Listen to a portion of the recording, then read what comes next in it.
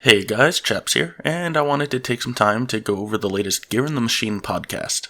I'm not going to do a live reaction this time, because unlike the last one, this one was over an hour long. It had a ton of good info in it, but I'm not sure how many people want to spend an hour listening to it. So, I'm going to give it a shot. Let's try and make a TLDR version now, or I guess it's a TLDW. Anyways, this was all about ranked and matchmaking. I'm going to start by talking about how ranks are split up. I'll then hit briefly on how matchmaking works and accounts for ranks.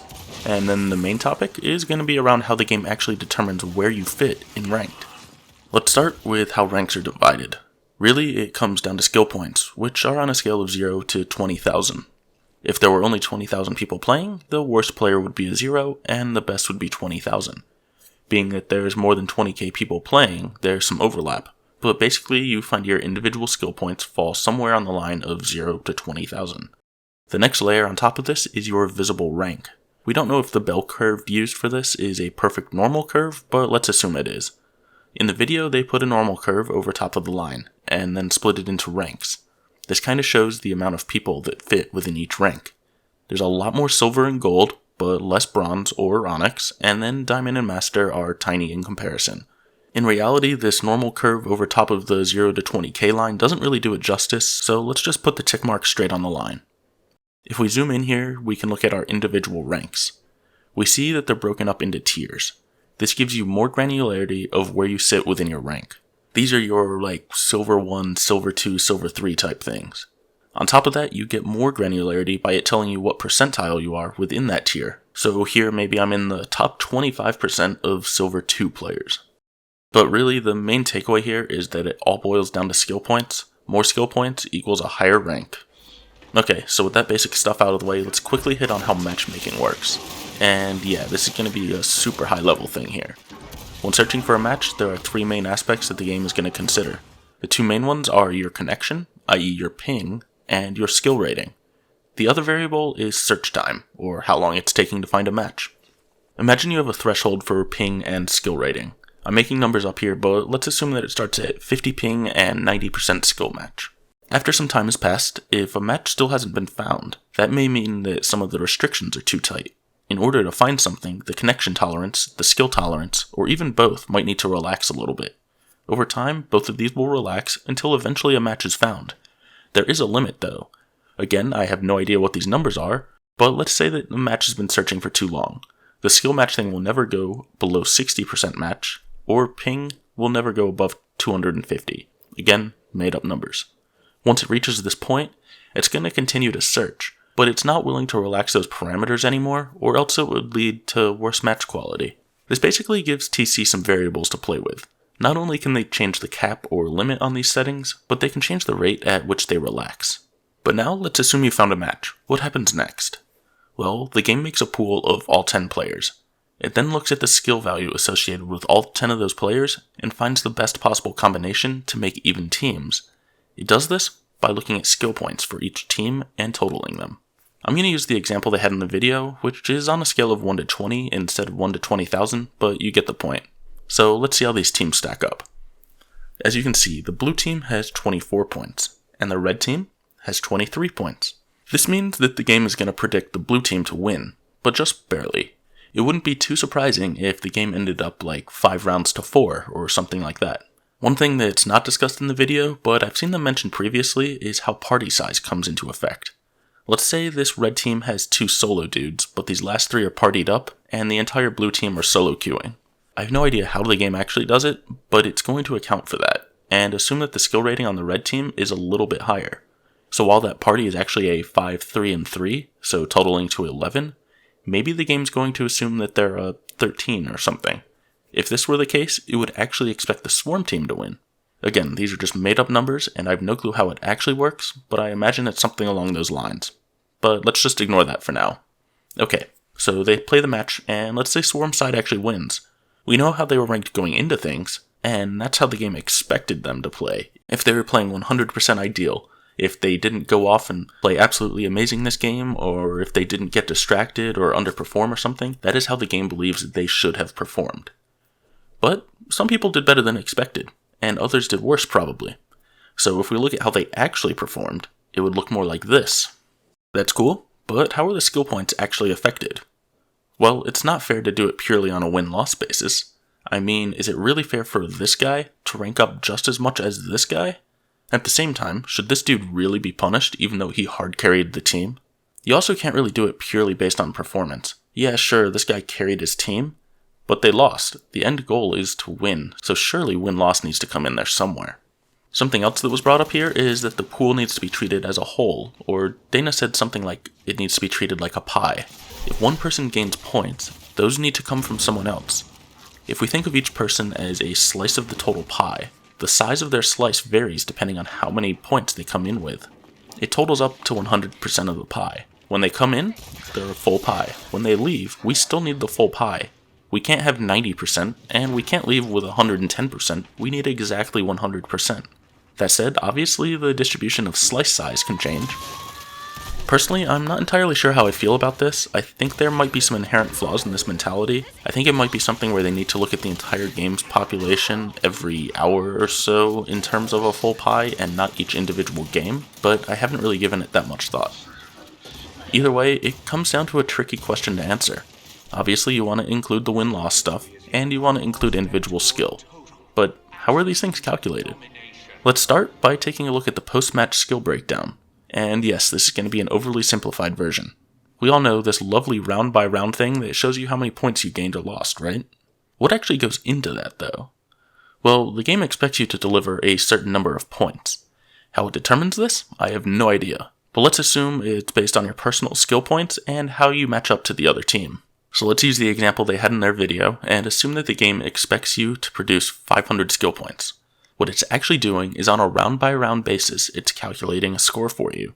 At the end of the match, it adds all of these rounds together and compares that to the expected result. Here, you can see that 500 points was expected, but we only got 400, so the net loss was 100 points. It makes sense that it would work this way, but where do the scores come from? Well, the table actually goes even deeper, and Ryan says he'd like to show this stuff, and we may be able to see it in the future, but not right now. Personally, I am kind of torn. I like the idea of seeing more about what goes into the skill ratings, but at the same time, more visibility means that it will be easier for people to cheese the system. So this is good and all, but I know the question everyone has been really dying to know the answer to, and that is, how are scores determined?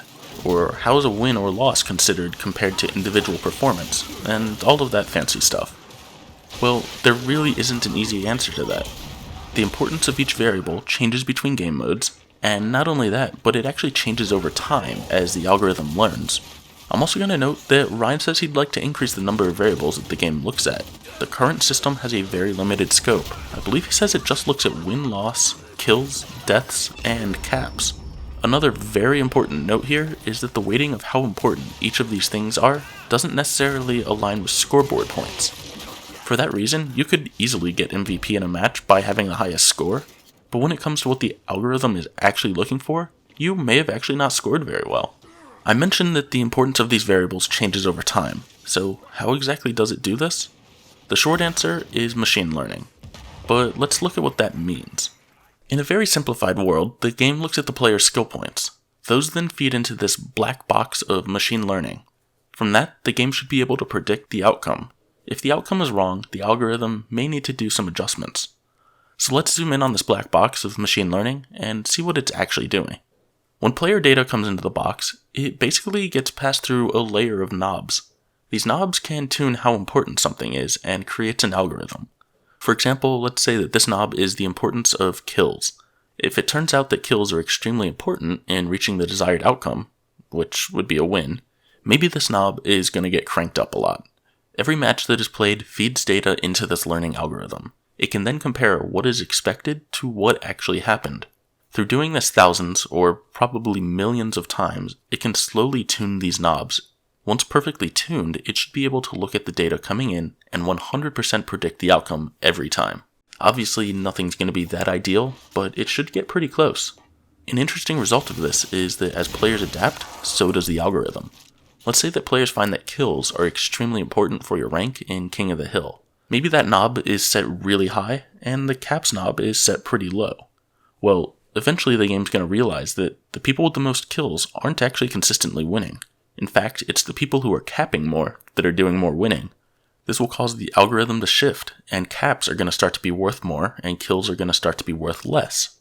By the way, I just want to mention how I don't think caps and breaks alone really do it justice. What we really need is a stat to emphasize the significance of the cap. A cap that gains your team 5 seconds on the scoreboard shouldn't be worth the same as a cap that gains your team 50 seconds, for example. Perhaps a simpler way to look at this machine learning system is simply in the form of an equation. Most people want to see something like this, right?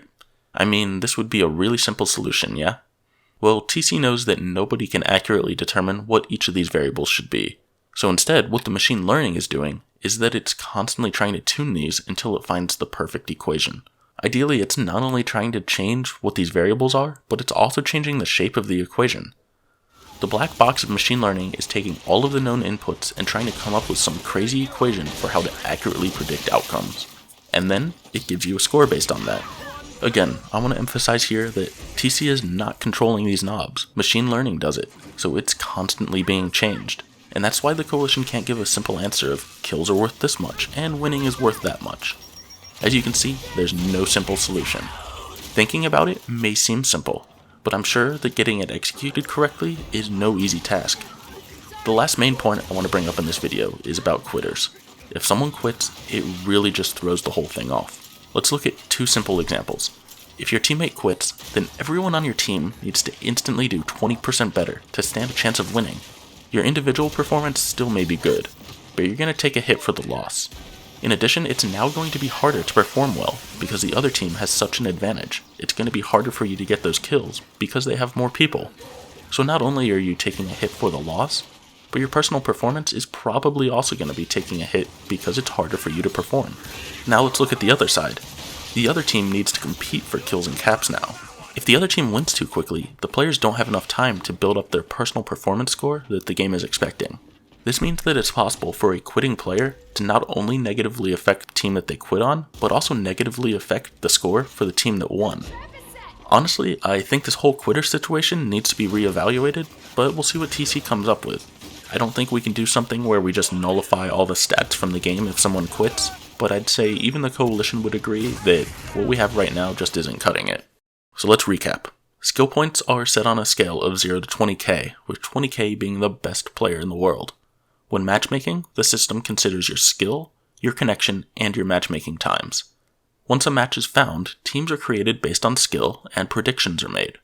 Your individual performance, as well as if you won or lost, is considered in calculating your skill point adjustment. Note that this is done on a per round basis, by the way. The magnitude and direction of your adjustment is determined based on a machine learning algorithm. The algorithm is constantly changing and varies depending on the game mode. And quitters throw things all out of whack. The last 2 things to note are extremely important. 1, the coalition is working on improvements to the system. Be sure to tag Dana and Ryan with any feedback you have. And 2, they're working on improved visibility to how the mechanics and things actually work. So again, be sure to let them know if you have any ideas. If you made it this far, kudos to you, and thank you. If you found this helpful, be sure to drop it a like and subscribe. Hopefully this was insightful, and hopefully I did an accurate job of explaining things. If you want to check out the original 1-hour episode with Ryan and Dana, you can find it linked below. Thanks for watching everyone, and I will catch you next time.